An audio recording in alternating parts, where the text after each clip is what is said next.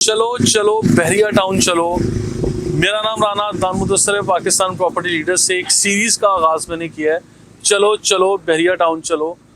मुख्तलिफ टॉपिक्स पे मैं वीडियोस रिकॉर्ड करूंगा और आप लोगों को बताने और समझाने की कोशिश करूंगा कि इस टाइम बहरिया टाउन कराची में क्या इन्वेस्टमेंट अपॉर्चुनिटीज़ हैं, या आप लोगों के लिए, एंड यूज़र के लिए, आज अगर आप लोग बहरिया टाउन तशरीफ़ लाते हैं, आपकी रिहाइश के लिए बेहतरीन मकान, बेहतरीन अपार्टमेंट या बेहतरीन लोकेशन कौन सी है।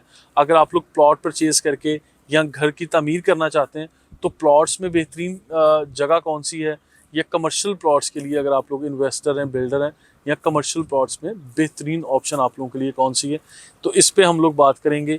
हमारी सीरीज़ का नाम है चलो चलो बहरिया टाउन चलो।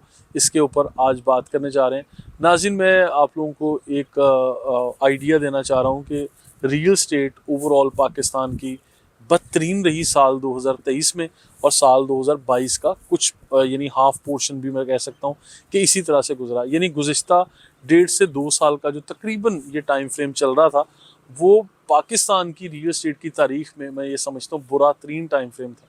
अच्छा, और इसके पैरेलल बहुत सारे लोगों को नुकसान हुआ। लोगों की जो प्लानिंग्स थी वो ज़ीरो हो गई। लोग, मैं मिसाल दिया करता हूँ फॉर एग्जांपल के, लोग बड़ा ग्रो कर रहे थे रियल स्टेट में। लूडो की गेम आप लोगों ने खेली होगी। लूडो की गेम में उसकी बैक साइड पर एक स्नेक और स्टेयर वाली गेम होती है, यानी सीढ़ी और सांप वाली गेम। उसमें कुछ लोग आहिस्ता आहिस्ता सीढ़ियाँ चढ़ रहे थे और अपनी इन्वेस्टमेंट को डेवलप कर रहे थे, ग्रो कर रहे थे रियल एस्टेट के सेक्टर में। और कुछ लोग ऐसे थे जो बड़ी तेज़ी से सीढ़ी चढ़ के ऊपर जाते थे, और फिर डबल शाह की कहानियाँ सामने आती थी, या लोगों का पैसा इकट्ठा करना शुरू कर देते थे।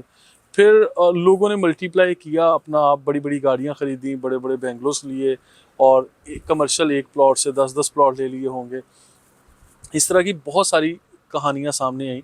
अच्छा, इस सारी कहानी में, इस सारी मिसाल में मैं जो आपको बात समझाना चाह रहा हूँ वो ये कि जिन्होंने slow and steady win the race वाली कहानी के साथ अपने आप को मुंसलिक रखा, यानी मुस्तकिल मिजाज में मेहनत करते रहे, वो आज भी स्टेबल और कायम और दायम अल्हम्दुलिल्लाह मार्केट में नज़र आते हैं। लेकिन बहुत सारे ऐसे लोग थे जो एक ऐसी अपॉर्चुनिटी या ऐसे मौका परस्त लोग थे जो आउट ऑफ द वे जाके अपने आप को ग्रो करता हुआ देखना चाह रहे थे। जब उनकी लाइफ में, यानी वो सीढ़ी और सांप वाली गेम में, जब सांप ने, यानी महंगाई के इस सांप ने उनको डसा, हालात के इस सांप ने उनको डसा, तो फिर क्या हुआ कि वो लोग सीधा ज़ीरो पे, या बड़े इनिशियल स्टेज की जो कहानी थी, काउंट्स थे, वो वहाँ पे आ गए। तो मैं ये समझता हूँ कि ऐसे बहुत सारे लोग, मैं एग्जांपल दे सकता हूँ कि हमारी ही मार्केट में, बल्कि पाकिस्तान के हर कोने में आपको ऐसी मिसाल मिलेगी कि जब सीढ़ी और सांप वाली गेम में कुछ लोग तो आहिस्ता आहिस्ता अपना काउंट लेके ऊपर गए, ग्रो किया, लेकिन कुछ लोगों ने डायरेक्ट सीढ़ी चढ़ने की कोशिश की और उनके छक्के लगते रहे, वो ग्रो करते रहे। लेकिन कुछ लोग जिनकी नीयतें साफ़ नहीं थी, या उनको हालात के सांप ने डसा, या महंगाई के सांप ने डसा, डॉलर के बढ़ते हुए रेट्स का जो सांप था उन्होंने डसा, फिर जो पॉलिटिकली नॉन स्टेबिलिटी थी हमारे मुल्क में, उन्होंने डसा, या यानी नॉन फेवरेट जो हालात का एक सर्कमस्टांसेस ऐसे बन गए, इन हालात के सांप ने अगर डसा, तो वो लोग वापस अपने ज़ीरो पे आ गए, या बेसिक काउंट डाउन पे आके शुरू हो गए। बेसिक काउंट्स पे आके उन लोगों ने उनका सर्वाइवल बना।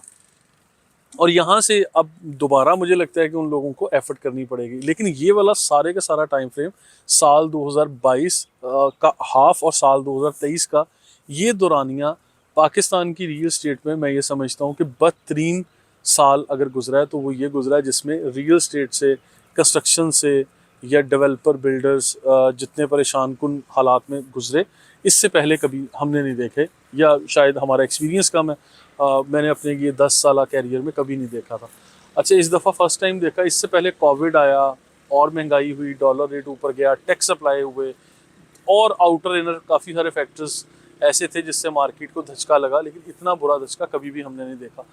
अभी मैं इसके साथ साथ इन सारी बातों के पैरेलल में एक बात किया करता हूँ कि जो लोग अपॉर्चुनिस्ट हैं, यानी क्राइसिस के हालात में भी अपॉर्चुनिटी तलाश करने की बसीरत रखते हैं, सूझबूझ रखते हैं, समझ रखते हैं, उन लोगों के लिए आज साल 2024 का ये टाइम फ्रेम जो अभी चल रहा है, यानी आज हम लोग फेब 2024 में बात कर रहे हैं, और आज से चंद दिन के बाद इलेक्शन के दिन शुरू हो जाएंगे, और फिर इलेक्शन के बाद वाला जो फेज़ होगा वो हम लोग काफ़ी पॉजिटिव एक्सपेक्ट कर रहे हैं कि हालात बदल जाएंगे, चीज़ें बेहतर होंगी और ख़ासकर पाकिस्तान की रियल स्टेट के लिए ये काफ़ी बेहतर होगा। तो पाकिस्तान की रियल स्टेट ये इम्प्रूव होने वाली है इस टाइम फ्रेम में, और जब भी पाकिस्तान की रियल स्टेट इम्प्रूव होती है तो मेरा ख्याल है कि बहरिया टाउन, DHA या जो नामवर सोसाइटीज़ हैं पाकिस्तान के बड़े शहरों में ख़ासकर, उसके ऊपर सबसे पहले इम्पेक्ट आता है।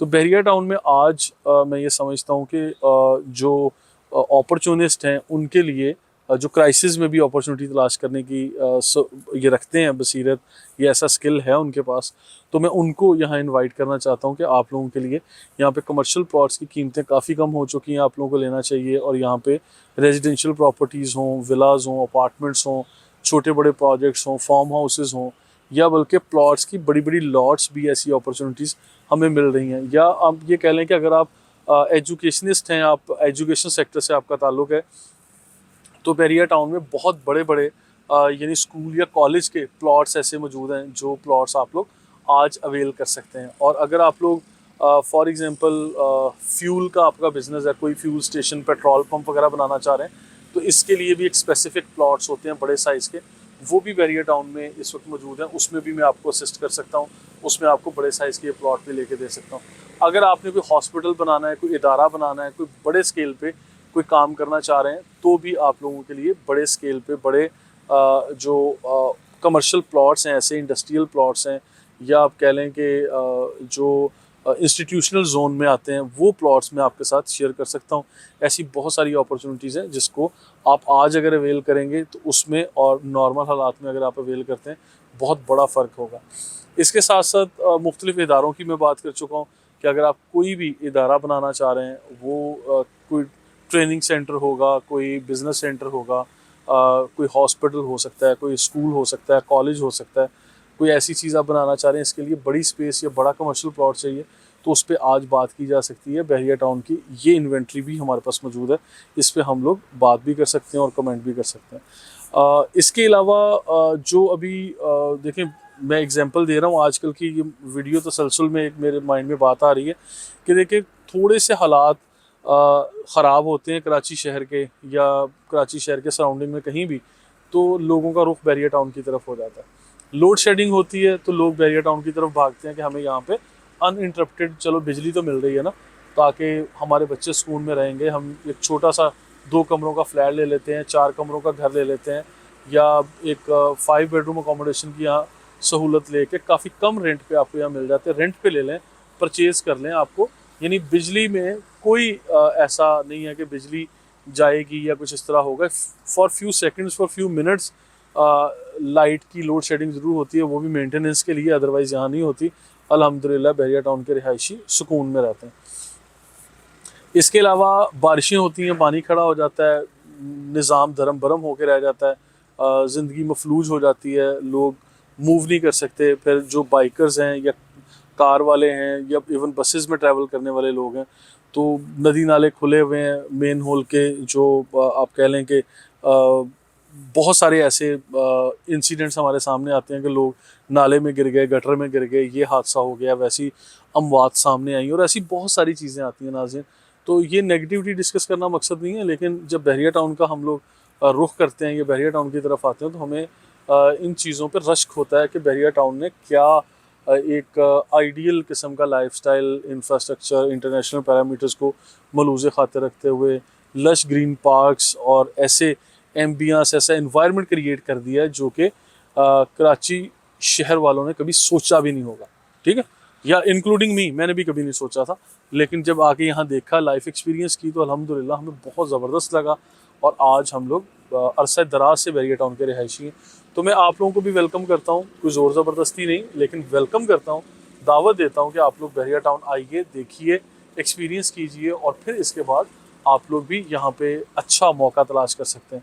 इसलिए मेरा तो ओपन इन्विटेशन है। ये जो सीरीज़ शुरू की है, चलो चलो बहरिया टाउन चलो, ये सीरीज़ में मेरी और भी काफ़ी सारी वीडियोज़ आएंगी जिसमें यहाँ पे बिज़नेस करने वाले लोग, जिसमें यहाँ पे कंस्ट्रक्शन का कारोबार करने वाले लोग, मेंटेनेंस का काम करने वाले लोग, यहाँ के रिहायशी होंगे या और लोग होंगे।